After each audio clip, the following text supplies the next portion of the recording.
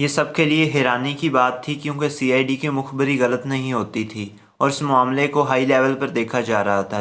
جناح صاحب کو قتل کرنے کی جو سازش آر ایس ایس نے تیار کی تھی اس کو وائسرائے ہند، گورنر پنجاب اور دیگر اہم عہدیدار مانیٹر کر رہے تھے۔ سی آئی ڈی اتنی بڑی غلطی نہیں کر سکتی تھی کہ اسے اس کا مخبر غلط مخبری کرے۔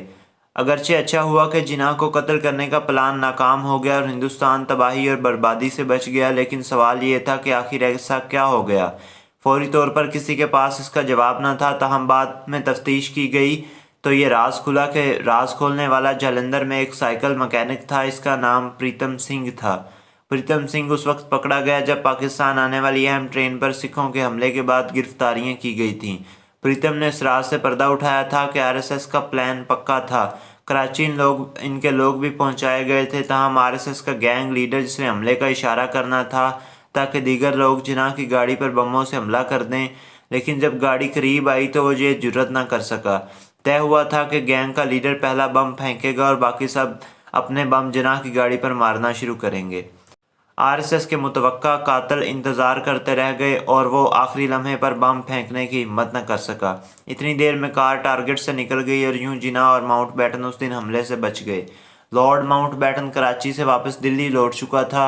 پاکستان کے بعد اب ہندوستان کے آزاد ہونے کی باری تھی۔ اس کے پاس چند لمحے بچ گئے تھے۔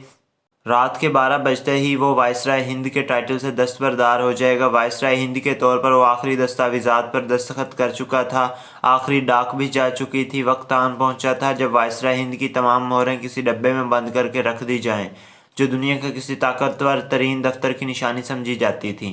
اپنی اسٹڈی میں تنہا بیٹھے ماؤنٹ بیٹن کو کچھ دیر کے لیے عجیب سا سکون اور طاقت محسوس ہوئی۔ میں اب بھی اس زمین پر سب سے طاقتور انسان ہوں۔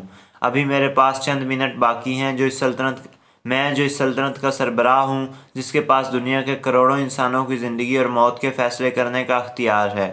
انہی خیالوں میں گم اسے ایچ ڈی ویلز کی کہانی یاد آئی، "دی مین ہو کوڈ ڈو میریکلز"۔ یہ ایک ایسے انسان کی کہانی تھی جس کو ایک دن کے لیے طاقت مل گئی تھی کہ وہ کوئی بھی معجزہ کر سکتا تھا جو اس کا دل چاہے۔ ماؤنٹ بیٹن نے سوچا، میرے پاس بھی چند منٹ بچ گئے ہیں اور میں اس دفتر میں موجود ہوں جس کا سربراہ کوئی بھی معجزہ کرنے کا اختیار رکھتا ہے۔ ماؤنٹ بیٹن نے سوچا، میں بھی کوئی معجزہ کر سکتا ہوں، لیکن کون سا معجزہ؟ اچانک ماؤنٹ بیٹن سیدھا ہو کر بیٹھ گیا۔ اوہ خدایا، وہ اونچی آواز میں بولا۔ یاد آیا کہ مجھے ریاست پالن پور کی بیگم صاحبہ کو ہائنس کا خطاب دینا تھا۔ خوش باش چہرے کے ساتھ ماؤنٹ بیٹن نے گھنٹی بجانا شروع کی تاکہ وہ خادم کو فوراً بلا سکے۔ دراصل ماؤنٹ بیٹن اور نواب پالن پور اس وقت دوست بن گئے تھے جب وہ 1921 میں اپنے کزن پرنس ویلز کے ساتھ ہندوستان کے دورے پر آیا تھا۔ 1945 میں جب ماؤنٹ بیٹن جنگ عظیم دوم لڑ رہا تھا تو وہ نواب پالن پور کے پاس سپریم کمانڈر کی حیثیت سے دورہ کرنے گیا تھا۔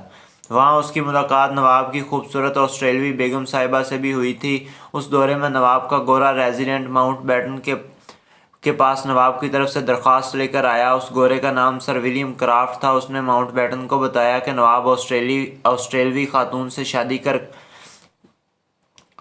کے لے آیا ہے۔ اس نے ماؤنٹ بیٹن کو بتایا کہ نواب آسٹریلوی خاتون سے شادی کر کے لے آیا ہے، وہ مسلمان ہو گئی ہے اور بہت سارے اچھے سوشل کام بھی کر رہی ہے، لیکن نواب بہت افسردہ ہے کیونکہ وائسرائے ہند بیگم کو ہائنس کا لقب اختیار کرنے کی اجازت نہیں دے رہا تھا کیونکہ وہ ہندوستانی نہیں۔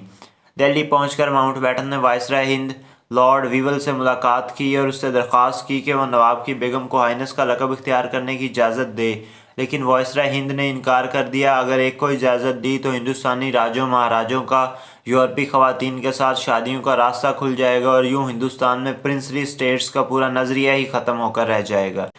اب 3 برس بعد جب سلطنت برطانیہ ختم ہونے میں کچھ منٹ باقی بچے تھے تو لارڈ ماؤنٹ بیٹن کو نواب پالن پور یاد آیا۔ جو ہی اسٹاف کے لوگ اسٹڈی میں پہنچے تو ماؤنٹ بیٹن نے نواب کی بیگم صاحبہ کو ہائنس کا درجہ دینے کا اعلان کیا۔ اسٹاف میں سے ایک نے احتجاج کیا کہ آپ یہ کام نہیں کر سکتے۔ ہنستے ہوئے لارڈ ماؤنٹ بیٹن نے کہا، کون کہتا ہے میں نہیں کر سکتا؟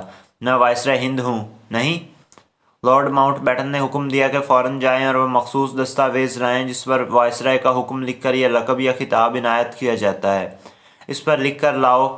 نواب پالن پور کی بیگم کو ہائنس کا لقب دیا جاتا ہے۔ جب یہ دستاویز تیار ہو کر وائسرائے کی میز پر رکھی گئی تو رات کے 11:58 ہو چکے تھے۔ 12 بجنے میں 2 منٹ باقی تھے، جس کے بعد وائسرائے ہند کا عہدہ ختم ہو جانا تھا۔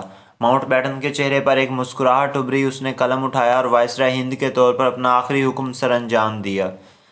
جوں ہی 12 بجے وائسرائے ہند کا عہدہ ختم ہوا اور یونین جیک کا جھنڈا اتار دیا گیا۔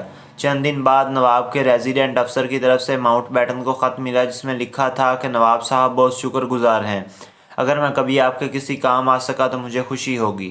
3 سال بعد 1950 میں ماؤنٹ بیٹن نے ایک دفعہ پھر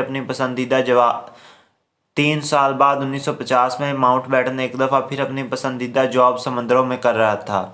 وہ نیوی کے تمام معاملات کا انچارج تھا، جس میں ڈیوٹی فری اشیاء، الکوہل، سگریٹ اور دیگر آئٹمز بھی شامل تھے جو نیوی افسران اور اہلکاروں کو ملتے تھے۔ برطانوی وزیر اعظم ایٹلے کی حکومت کو پیسوں کی ضرورت پڑ گئی تو سوچا گیا کہ ٹیکس اکٹھا کیا جائے، تو کلیکٹر کسٹمز نے یہ اندیا دیا کہ وہ تمام مراعات ختم کر رہا ہے۔ نیوی کے تمام چھوٹے بڑے عہدیداروں نے پوری کوشش کر کے دیکھ لی، لیکن کلیکٹر نہ مانا اور وہ ڈٹا رہا کہ سب مراعات ختم ہوں گی۔ آخر ماؤنٹ بیٹن نے کہا کہ وہ خود کلیکٹر کے دفتر میں بات کرے گا۔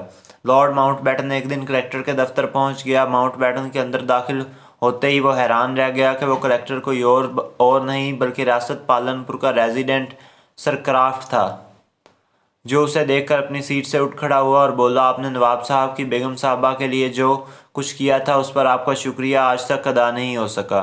لارڈ ماؤنٹ بیٹن مسکرائے اور بولے، نہیں، تمہارے پاس آج میرا شکریہ ادا کرنے کا موقع ہے۔ کلیکٹر نے اسی وقت تمام مراعات بحال کر دیں۔ ادھر جس رات بھارت آزاد ہو رہا تھا تو ماؤنٹ بیٹن کے رائٹ ہینڈ وی پی مینن، جس نے تقسیم کا پلان دوبارہ ڈرافٹ کیا تھا، اپنے کمرے میں بیٹھا تھا۔ جب اس کی ٹین ایجر بیٹی داخل ہوئی، باہر ہر طرف پٹاخے پھوڑے جا رہے تھے اور نعرے بلند ہو رہے تھے تو اس کی بیٹی خوشی سے چلائی کہ ہم آزاد ہو گئے ہیں، لیکن اس کا باپ وی پی مینن کرسی پر خاموش بیٹھا رہا۔